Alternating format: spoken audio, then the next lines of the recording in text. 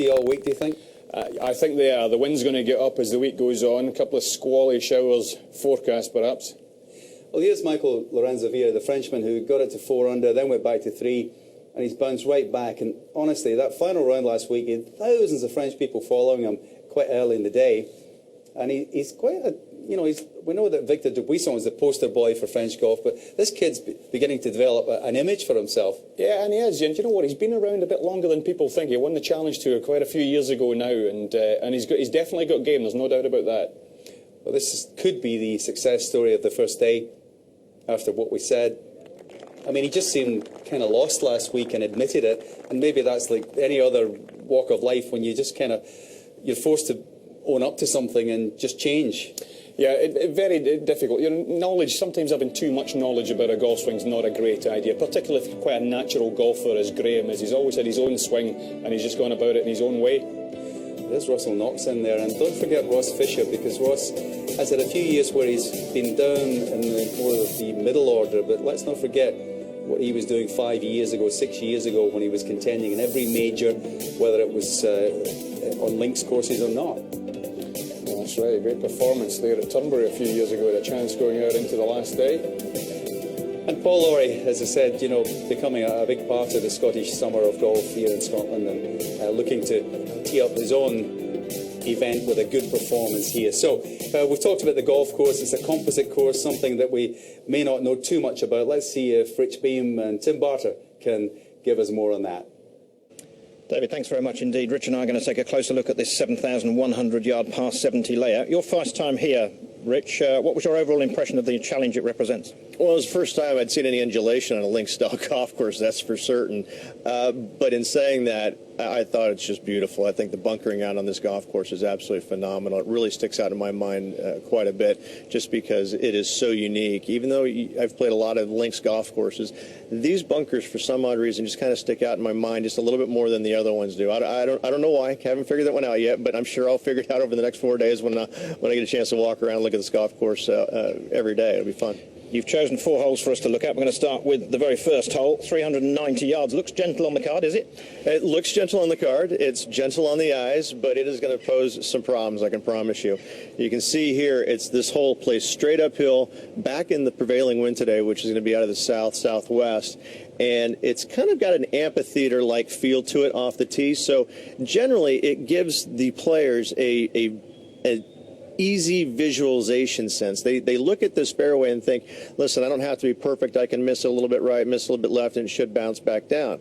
Well, yeah, you can miss it there on the left-hand side and bounce back down the fairway. And if not, the rough will be okay. You miss it up in these spots right here, forget about it. You're going to go ahead and make an ugly number, and it's not going to be very fun. So 390 yards, pretty benign, but really is going to present some challenges today for a lot of these players, or for some of these players, I should say. Second shot is uphill to a very narrow green, very long. See, that runs generally from back to front. There are a couple of spots around this green that could pose some problems, but also could get some good breaks.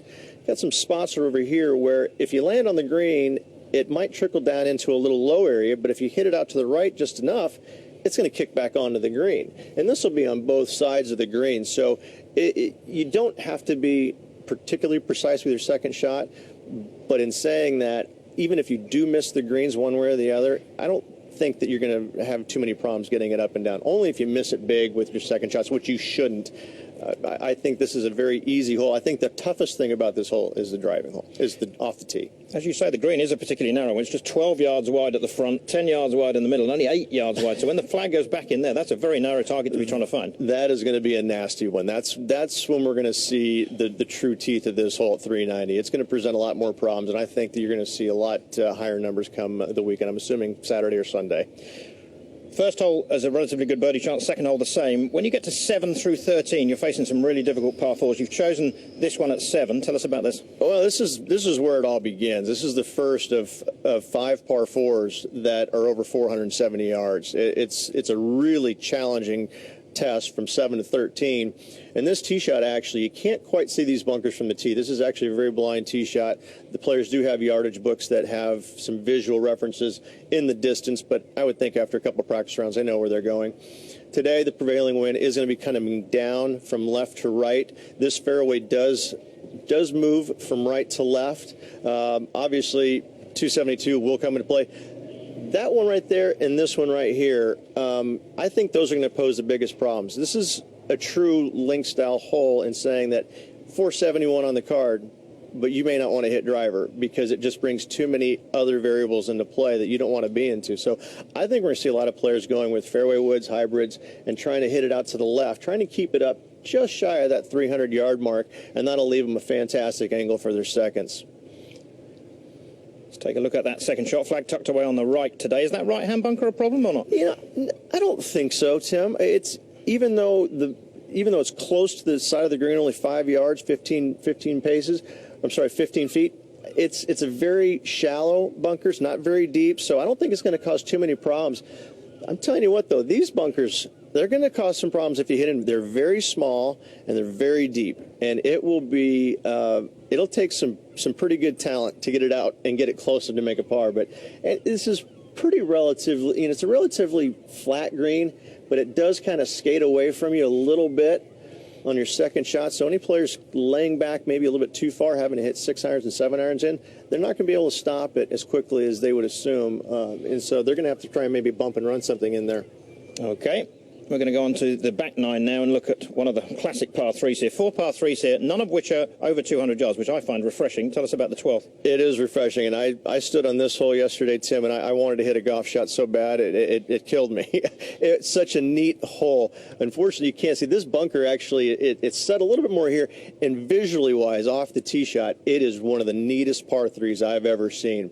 Players are only going to come in here today with maybe 7 irons, 8 irons, and there's just a bunch of nasty little pop bunkers around here, none of which are terribly challenging unless you do kind of roll in at a funny angle and you get a bad stance or a bad lie. Then you'll have some problems with them. But generally, I think these 2 bunkers are going to come into play the most as the wind is going to be coming off the players right to left. It's a very small green, only 27 yards deep, and it's kind of like a little bowl effect back there, Tim. Everything kind of seems to want to kick in from the sides and feed down towards the center of the green. Good birdie opportunity, but if you miss any of these 2 bunkers today, you might have some problems.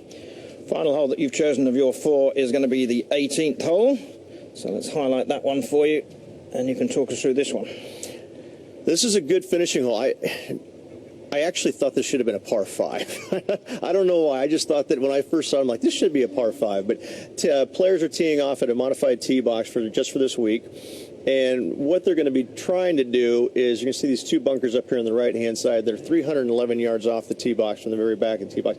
You got to avoid those at all costs. At the 270 mark, just shy of that, there is some really nasty rough, so they've got to hit it past 270, but short of 310 yards. But I think today, with the prevailing winds kind of being out of the almost straight down for these players, I think we're going to see a lot of players bomb their drives way out here. I think we're going to see a lot of short irons into this relatively flat putting surface. There's really not a whole lot of movement to it whatsoever, and all the grass around this green, Tim, is shaved, so it actually almost doubles the size of the green. So I normally I wouldn't say this is a birdie opportunity, but I think downwind today, I think the players are going to feast on this as their finishing hole. Thanks for your insight. Fascinated to hear what you've got to say. It'll be interesting to see how the day unfolds. The players are getting used to a new golf course, many of them as well, so it should be fascinating to watch.